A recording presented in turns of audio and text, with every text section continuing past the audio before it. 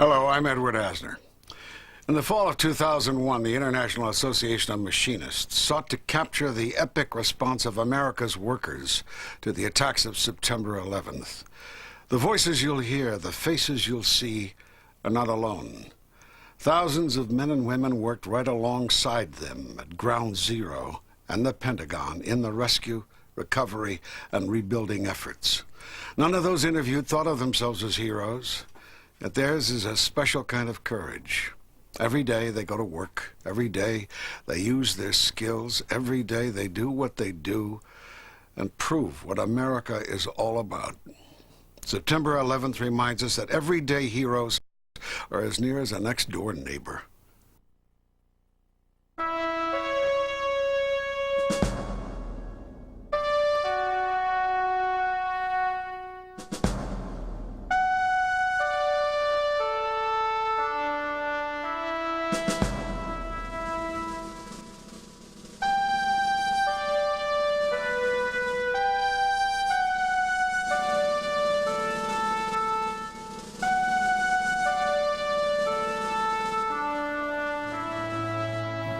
It was unbelievable what I saw there.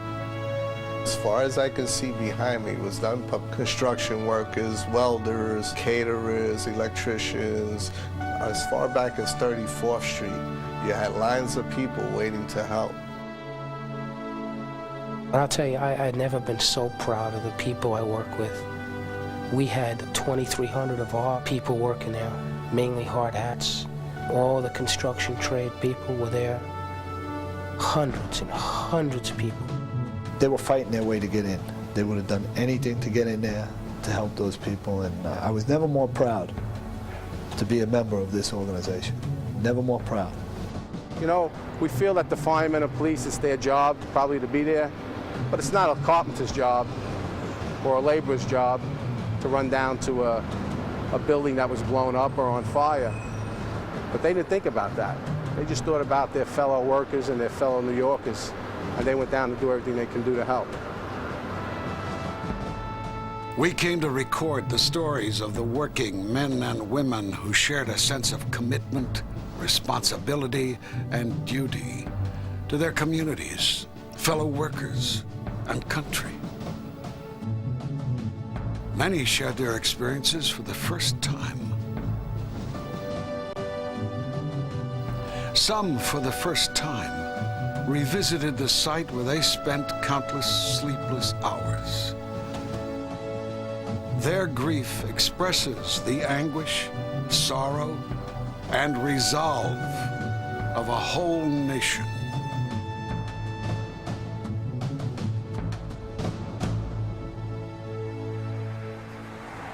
We were preparing for September 11th, which was the elections, the mayoral elections. We were doing some postering. It was 3 or 4 in the morning, and I'm on the West Side Highway. It's a beautiful night. Everything is lit up, you know how New York is at night, and the only thing I see, the most dominant thing I see, is the World Trade Center. It was kind of a happy day for us because my wife was on the ballot. She was running for judge. She later won the election. I was with a group of EMTs and paramedics that were getting ready to help with campaign activities for the New York primary. Election days are always very busy. It's always a big day for the union because we mobilize all our membership. I was coordinating one of the city council races, the union response to that. That was out in Queens. So I was up in the Bronx, leafleting and stuff. The guy I was helping was a union president, and he was running for the city council. So I just voted with my family, and I was on the way to work on the Long Island Expressway. And of course, like everyone else, I was bitching and moaning about traffic.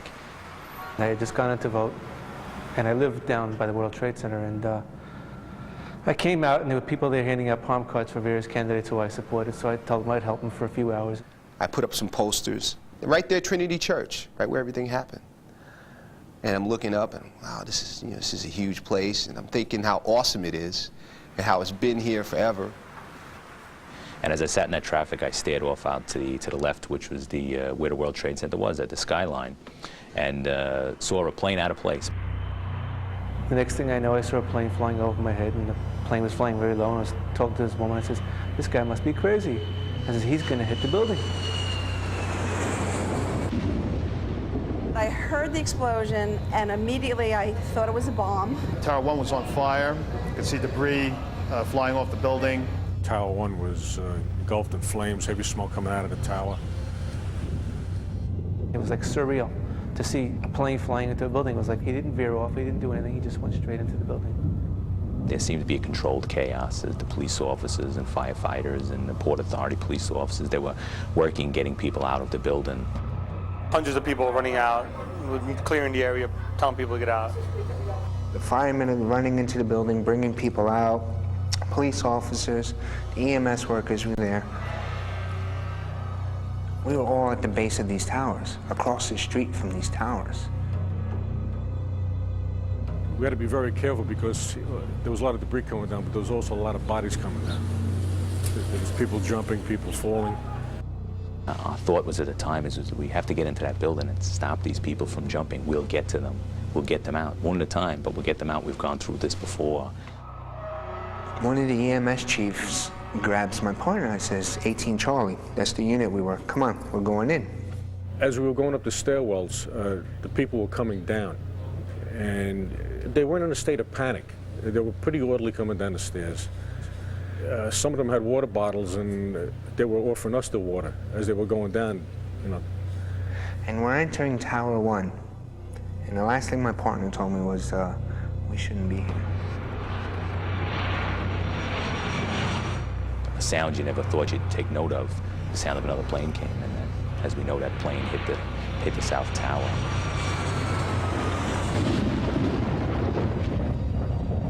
So about 20, 25 minutes again of control chaos, professionals, union people going, doing their job, and then there was 3 explosions.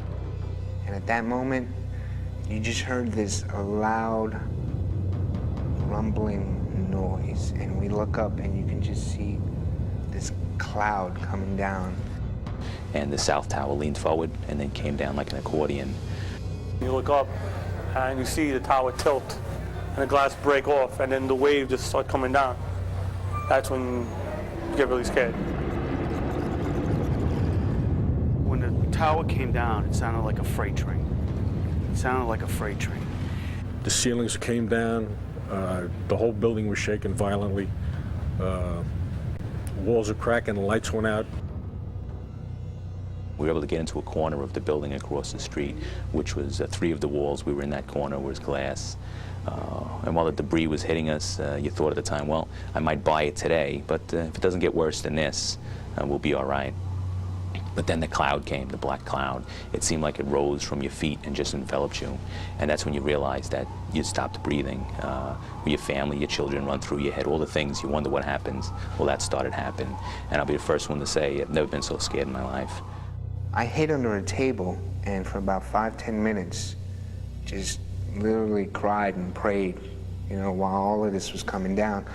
One of the police officers had the wherewithal and the thought of mine to shoot out the windows. So when the windows got shot out, that gave us the ability to get into the lobby across the way and for a second to be able to breathe. But then, of course, that cloud then followed us into that lobby. I'm under this table, and you know, the debris is flying, the smoke, it's totally pitch black. And after about 5 to 6, 7 minutes, however long, there was dead silence. Dead silence. It seemed like it went on forever at that point. But then in hindsight, you found out that it only took 8 seconds for that tower to come down. You would never think that 110 stories of just the one tower would come down in 8 seconds, but it did. It happened that quickly, but time started to go slow. You know, time was not part of your process during this crisis. It just got lost. I happened to be trapped with about 3 other firemen, and we were just screaming on our radios, Mayday, Mayday, 1013, you know, we're trapped, what's going on? We just got ourselves together and went back into the stairwell, and there's still people coming down the stairs, so we just kept assisting these people down to the plaza, the mall level, to get them out of the building. Fortunately for us, a wall had collapsed, which we were able to climb out into the streets.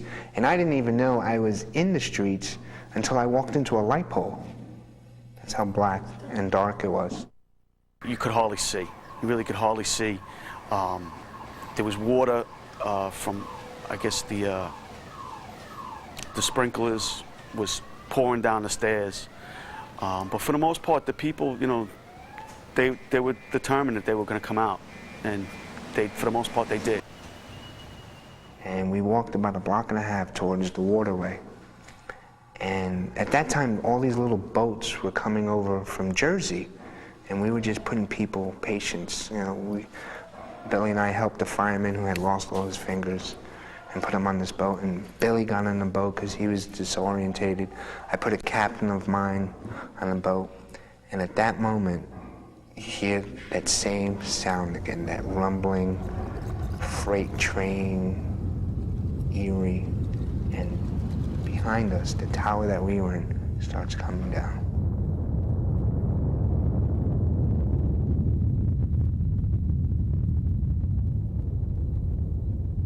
Everything just went black. For myself, when I was laying on the floor, this thunderous crashing going on around you. You could feel stuff piling up on your back. And myself, I said, well, I guess this is it for me. And I said goodbye to my wife and my kids. And I was basically ready to go. And I was just waiting for something to hit me. And all of a sudden, as quick as it came, it stopped. And there was dead silence. It was pitch black. You couldn't see anything. You could feel the heat.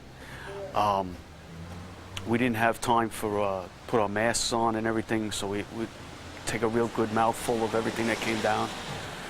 I really thought it was, you know, it was over. I thought it was, you know, it was the end. And then I started hearing and feeling everybody moving around amongst us, calling out, you know, grabbing onto each other. You know, I figured, you know, we got some kind of a chance here.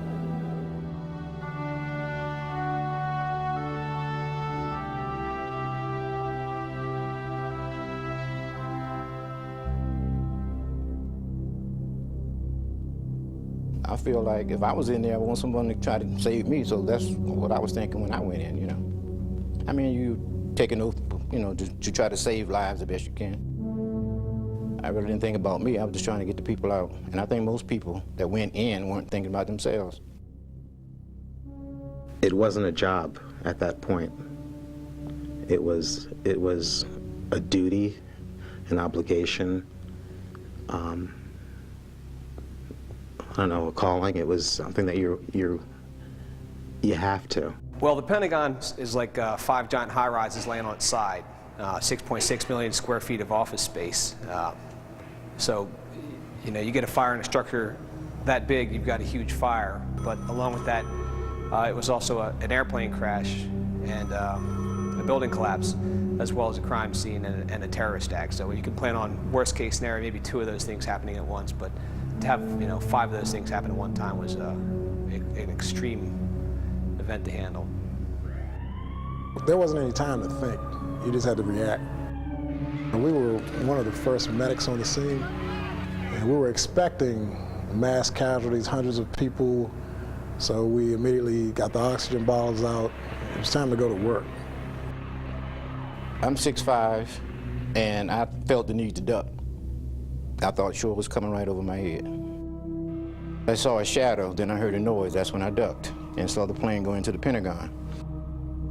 I heard Merlin screaming that he had saw a plane hit the Pentagon, and with that, I just took off and started responding to his location. And I was told there were people inside. I got back and told my dispatcher that I was going in.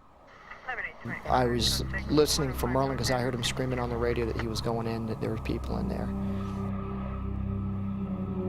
And the walls were caving in and the ceiling had fallen down. I mean, it was just like everything coming down on you. If you could imagine what hell is like, magnified by 10. I couldn't see. You can see your hand in front of your face.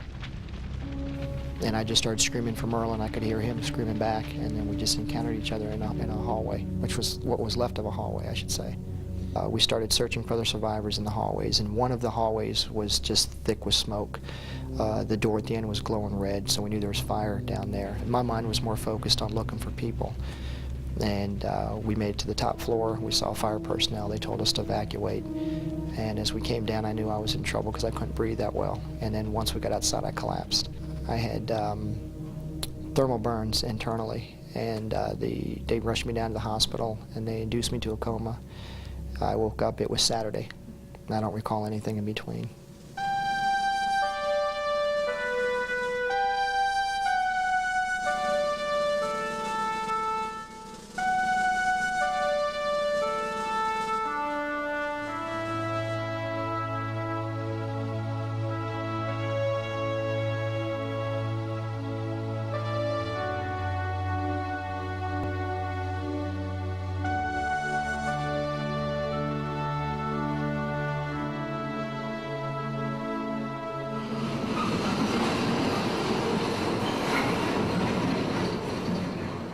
Hector Ramirez, he's a train operator on the R line. I used to work with him.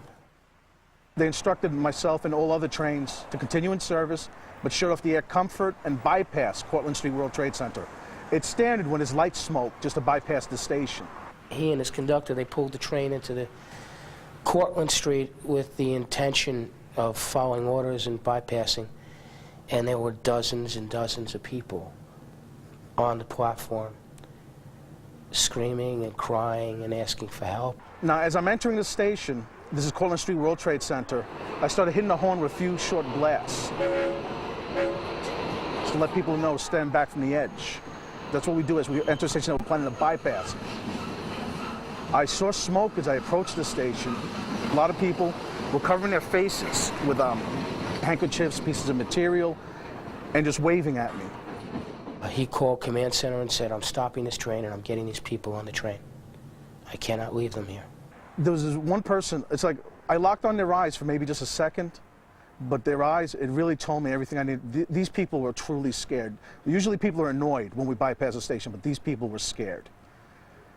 I let my conductor know that we were going to stop, we're going to pick these people up, and what I tried to do is I tried to lead them to give me permission to stop. Basically let them know, listen, there's smoke down here, there's people down here, we need to get people down here to get them out. And my conductor was already getting the people on when command was like, yes, pick them up. And I was like, yes! we got as many people on as we could. Basically, the station was clear by then. And he did. He got all those people on the train and got his train out of there. And I think his was the last train out of there. So if they didn't get on there with him, they were going to be there when that building came down. And he's not alone. There's a lot of people out there that went above and beyond. There are 8 schools within 2, 3, 4 blocks of the World Trade Center. But those 8 schools held 8,000 kids. And what was miraculous about that day is that every single child within our watch was safely brought home by that night. We're close, so close to those girls. You know, we're like a team, you know, we're like a family. Margaret and Julia are paraprofessionals who took kids in wheelchairs, knowing that their lives were at risk, stayed with their kids who were in wheelchairs. That was loud. That was in a helicopter. That was in a little plane by mistake. It wasn't foggy out there. Y mientras estaba allí en esa situación, no es fácil usted poder oír decirle a una persona, yo no quiero morir. Cuando ella decía, Mami, I don't want to die. Yo le decía, tú no vas a morir, hija mía. Y ella me lo repetía y me lo repetía. I'm screaming and shouting, please, someone help us. But I'm trying to follow the voices because we can't see anything. These paras helped carry the kids from wheelchairs down the stairs, and they just said, we're going to keep these kids safe. This was the 4th day of school. The teachers barely knew their kids, and yet, because of their professionalism, because of their love of kids, because of their basic common sense, they were able to help shepherd all these children to safety.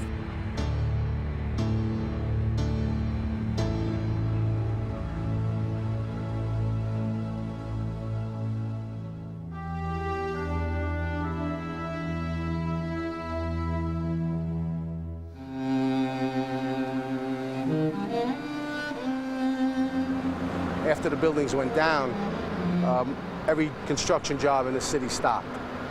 And construction workers and machinists and our railroad people carried every piece of tool and equipment that they had down to the pile.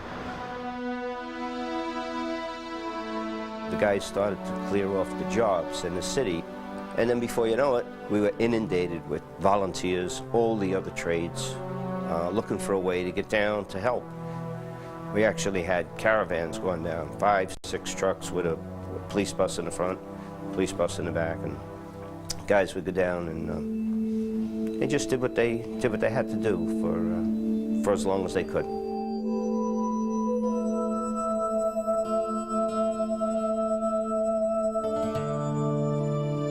I don't know how I ended up on Canal and West Street, but I ended up on Canal and West, and this bus pulled up. It was like something you'd take to Atlantic City, like the 20-passenger bus. And a bunch of guys jumped out, and they had chains draped over their necks. And they were like, they said to me, I'm sitting on the corner, and they said to me, we're iron workers. Where'd this building fall? We're gonna go down and pick it up. And I laughed, you know, and it was like, down there, right down there. And these guys, I mean, they were picking up chains that I don't even think, you know, normal people could have even fathomed to pick them up. And they were all set to go. Where is it? Where do we go? And what do you think we need?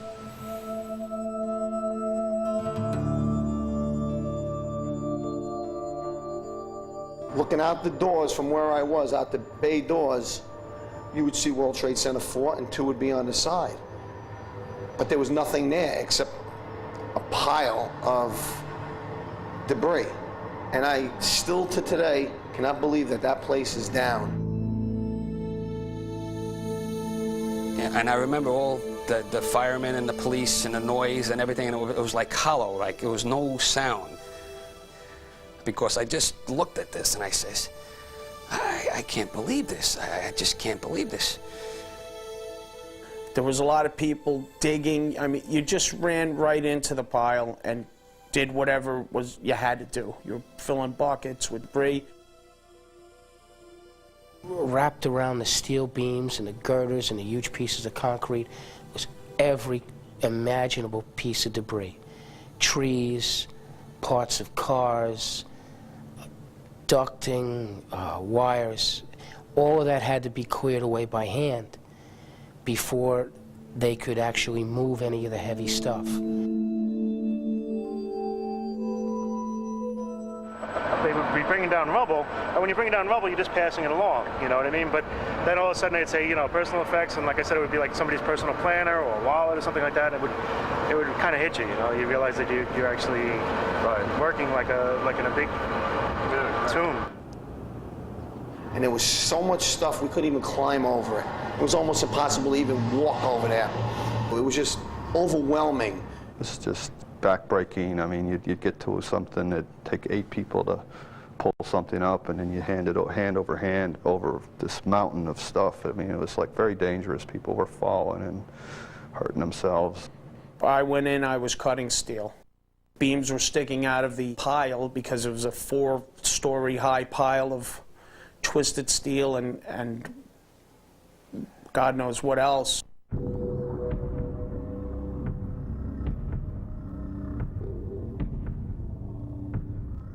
And there would be times they thought this building on Liberty, they thought that was going to fall down. I think it's a 52-story building right on the edge of the site on Church Street. So they kept thinking this building was going to collapse. So they'd blow this horn 3 times, and I mean, everybody would just run. You know, just you'd be out in the middle of this debris, and you'd be trying to run off these, you know, tripping over beams, and people were falling and getting hurt, and just scattering down these side streets, you know. And then they'd say, okay, everybody back, you know, to give an all-clear signal. And People just trudge right back in there and start handing out this debris.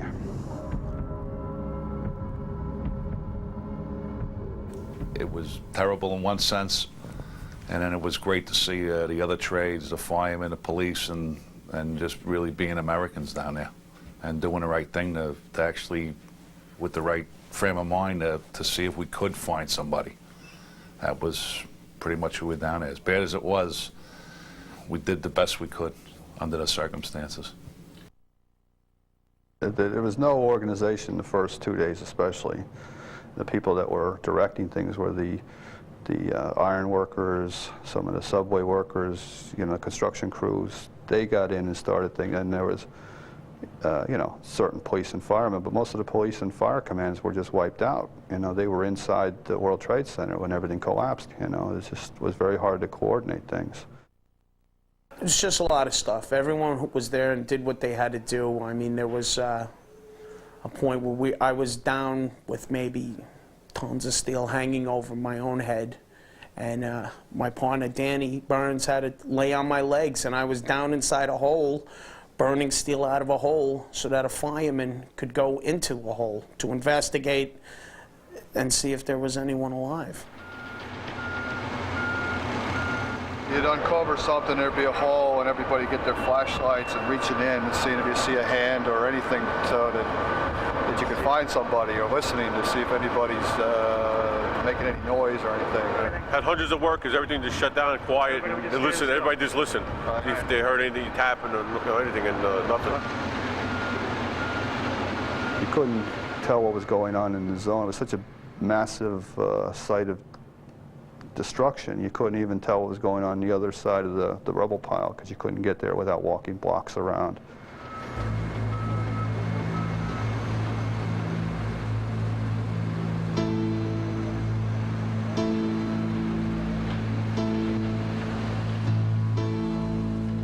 It really was, you know, a source of pride for the New York iron workers, the Trade Center. And those guys know that that building, the core of the building and the outside of the building, is probably the heaviest steel that was ever used in any construction. And then if there were people trapped down there, then you would have to cut through steel to get to those people. And the guys who cut through steel are iron workers. I come from a firefighter family, and 2 of my cousins were there when the building went down. You know, I had a reason to be there. I had family under there. They were just doing this out of their heart, and it made me feel really good. I mean, I can't describe it, and I really can't even to this day really tell you exactly how I felt or what was going through my head other than just terrific. But that's where I had to be. I mean, that's where I had to be, and that's where everybody had to be, and that was the sense of the guys down there. Over the days, you saw the iron workers and the carpenters and the electricians and the operating engineers and all these people just pouring in, and I knew that I had to be there. I was down there doing what I had to do as a paramedic, but these people had a choice. They didn't have to. Nobody expected them to be there. Nobody said, come on down. These guys with hard hats and T-shirts they just showed up. Everyone was just pitching in, you know, every trade. And we ran into a bunch of guys that we knew, that we had worked with before, and we just started picking steel and throwing it on trucks.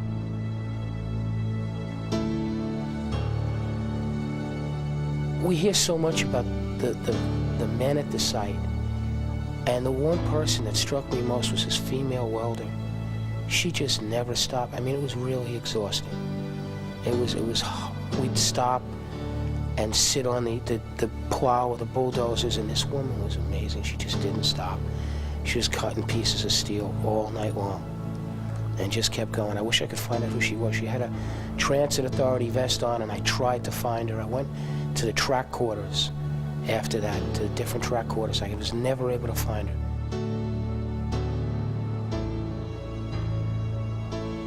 You know, we carried bodies out of there, and all of this. I was at one point carrying a body out and crossing rubble EMS trucks flipped over, burned out, a burned out fire truck, and you know, it was just a horrible mess. This guy like woke me up on the train, you know, and he asked me how things were going down there, and you know if there was any hope of finding anybody or anything. And, you know, I thought about it first because I was really depressed. But I said, did you know anyone that was lost down there? And he says, yeah, my cousin. And I said, well, there's still hope. You know what I mean? Because I didn't know what to say to the guy. I mean, I didn't want to, you know, because I was kind of depressed that we weren't going to be finding anybody, or I didn't think we were going to be finding anybody. But I didn't know what to say to the poor guy. You know what I mean? I didn't know.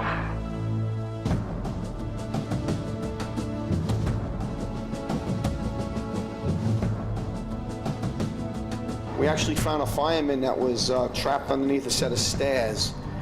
And thank God we found this man, this fireman, where we were able to do something. We felt helpless. We had so many guys trying to dig this man out so fast. We picked up pieces of steel, took 4 of us just to pick it up, and we used that as pry bars to lift stuff up. He was screaming in pain, but it was nice to hear him screaming, because if he was screaming, he was alive.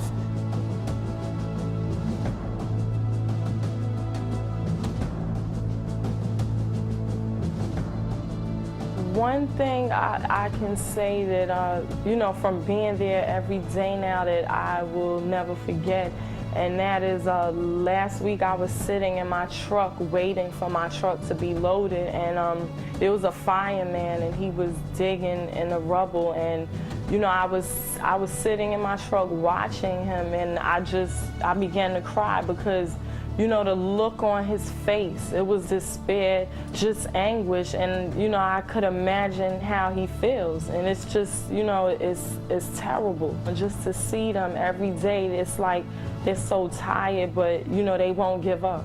They won't give up. And, you know, they're truly heroes for that, because the firemen, the policemen, they're not giving up.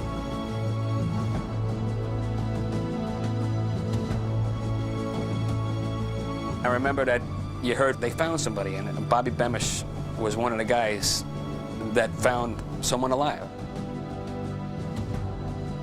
We were able to recover one woman. I think that she was probably the last woman that came out of there alive. And as bad as it was, it kept you going, I'll say that. As miserable as it was, just to find one, and that's what you were there for. You had a whole new energy in you just from that recovery.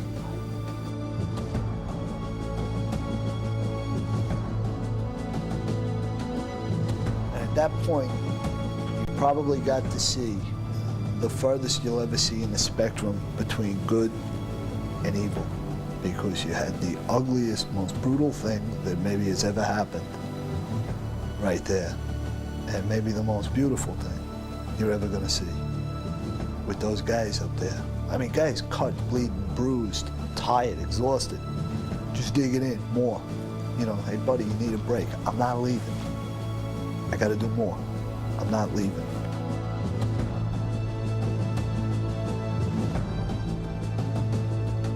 Even after we came out of that, after we were working and you came out of it, went back across to New Jersey, people were just standing there clapping, you know, when you came off, and that really meant a lot. And I just want to say thank you to them and everybody.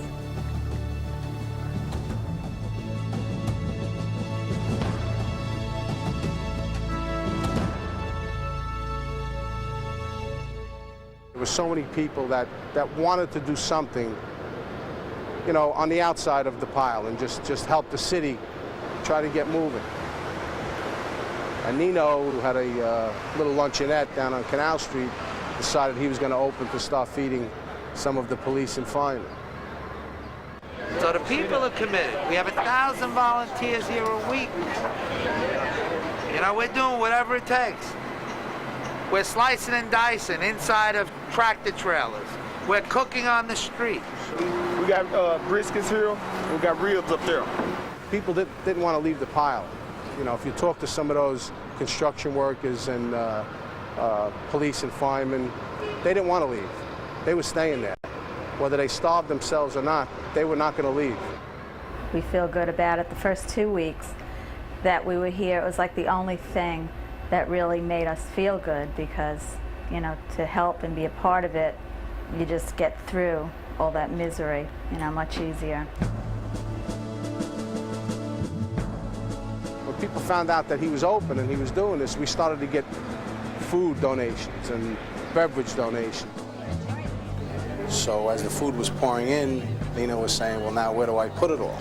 So Nino called us right away at the Machinists Union and asked me if we would be able to get some trailers. I immediately called United Parcel Service, who immediately said they would be willing to help. And within hours, they had trailers on site for Nino to store food in and dry goods in. Obviously, he just took on a life of its own down here now. It's a great thing that he's doing. We're all pitching in. My daughter's here on weekends volunteering. Even my little 6-year-old hands out flags and does little things that he could do to get involved. A bunch of guys from Louisiana decided to come up and bless all the rescue workers and whatnot from Ground Zero. So we called up, got set up with Nino's across the street, asked them what they wanted to have, and they heard about fried turkey, had never tasted it, so we decided to come in and do a bunch of fried turkeys, cook some Cajun rice. So that's what we're doing down here. Just a way to give back a little bit. Today we're going to cook a crawfish stew. I have 35 pounds of peeled crawfish tails. We're going to make a big stew. It's going to be full to the top. We're going to serve about 250 people with it.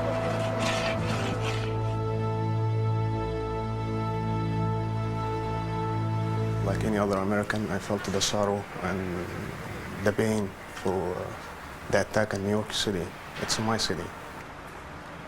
You know, my local represents a lot of limousine drivers. I put the word out on the radio that day that the union wanted all our members to go home. Go back to your home, stay with your family. And the main reason I did that was because I was worried about the backlash, because our members are largely Muslim and 99% foreign born, and if people were looking for a target, our members would be the target.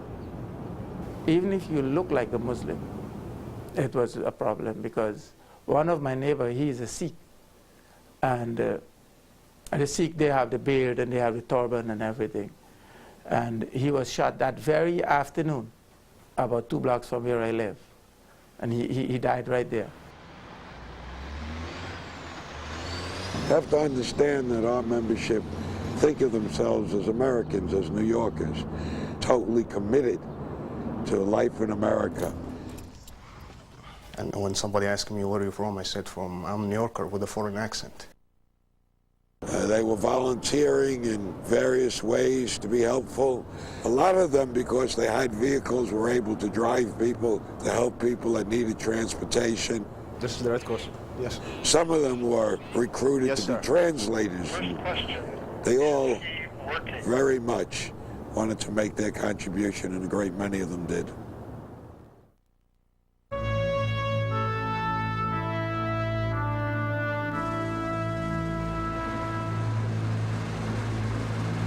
It's entirely different from when I was first there. The amount of debris that's been removed it's not even comprehensible. These people are trained to run heavy equipment. They're not trained to probably do some of the things they're doing and some of the things they've had to look at. I'm down there every day. Every day I'm down there. Wherever they're digging and there are deep holes, we have to dump milling in so they can make some type of roadway, you know, so the trucks can get down in and bring more debris out. So, but I'm there every day. I'm still there. I'll be there tonight from 7 tonight until 7 in the morning. You know, you get to a point where you just kind of look at it and you're not registering what you're looking at. It's just there, you know. You kind of numb yourself to it because if you think about it, it'll just it'll ruin you.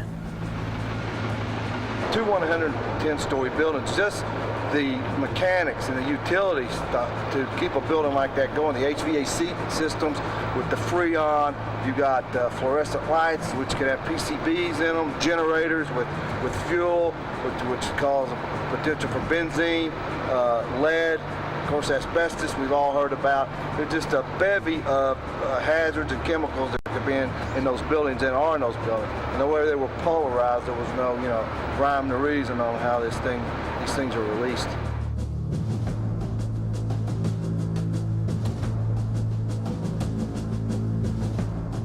We had respirators and masks and stuff, and people would take them off because they couldn't breathe after a while. I guess it would clog up so quickly, with the dust.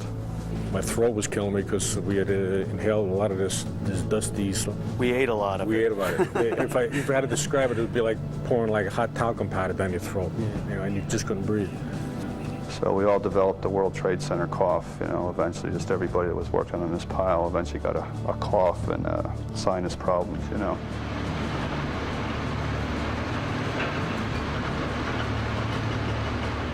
These are the best of the best. These operators are good. They're working in very hazardous conditions.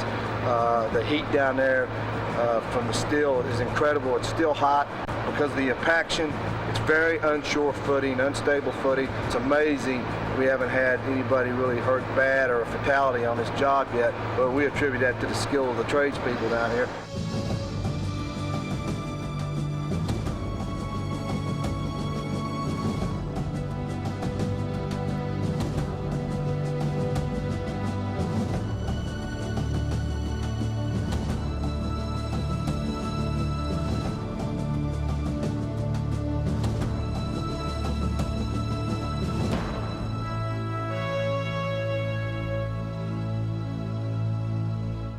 One of the things that I think history will record is the way New York has responded. Nobody had to put out a call. Firemen rushed to the scene, whether they were on duty or not on duty. The police rushed to the scene. The EMS people rushed to the scene. Building and construction workers rushed to the scene because they knew that they would be needed to dig people out. It wasn't like anybody got on a bullhorn or a radio and said, look, we need help. People knew where their duty was, and they headed right down to the scene of the tragedy. Many of them, of course, ran into those buildings.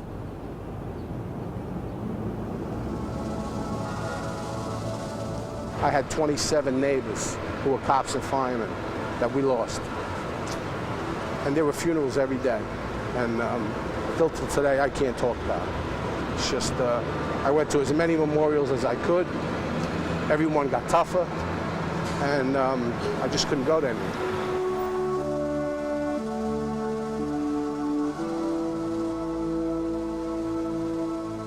You have to console yourself. Even though we lost 343 guys, we saved 25,000.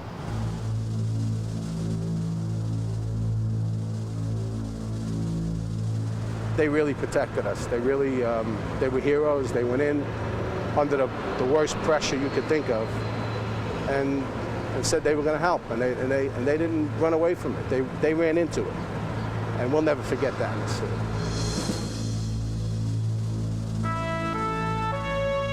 We have in the Local 100 several dozen members who lost family.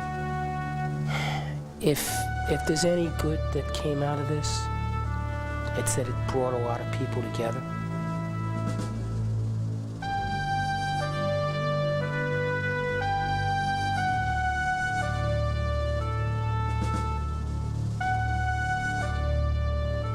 There was a brotherhood there. I mean, people were they didn't care where you came from, who you were, what you looked like. It was a brotherhood. It was a genuine brotherhood there. And it was a good feeling. The sad thing was that this had to happen for the brotherhood and humanity to begin to shine. In the hours after this crisis, what you saw was people coming together, whether it was coming to feed us, to clothe us, to give us water, or even if it was just standing on a corner with a sign saying thank you. This is an emotional time for us all, because look, you know we needed the strength to keep going back. It's a difficult time. Those people on the corner gave us that strength. If we could capture how people were to each other the week after the tragedy and continue even half of that, spirit of giving and that spirit of goodness, I don't think there could be a city that could rebuild itself quicker than we will.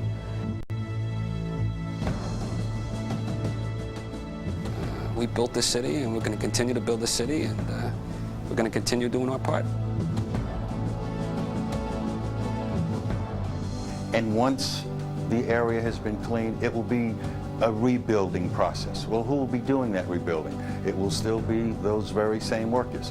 There will be carpenters, there will be electricians, there will be masons, there will be iron workers that will need to do the rebuilding.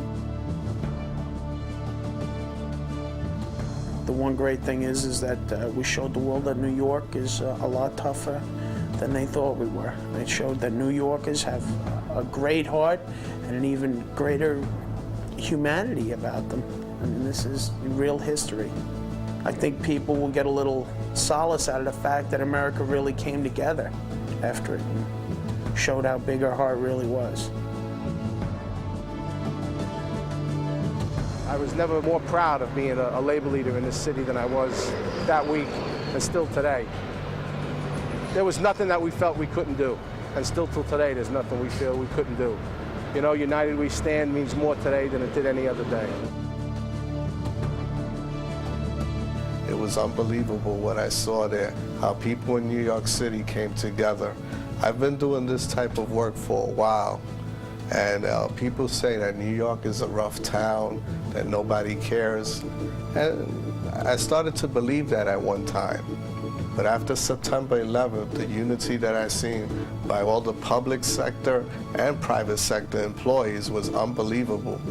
And it has brought the city back together. And we need to move on now to rebuild this city. And we will rebuild this city and make it what it once was and even better. I have absolutely no doubt that we will rebuild, but more than that, our spirit was not broken. More than that, we will return to what we do best, and that is to work hard, to be productive, to raise our families.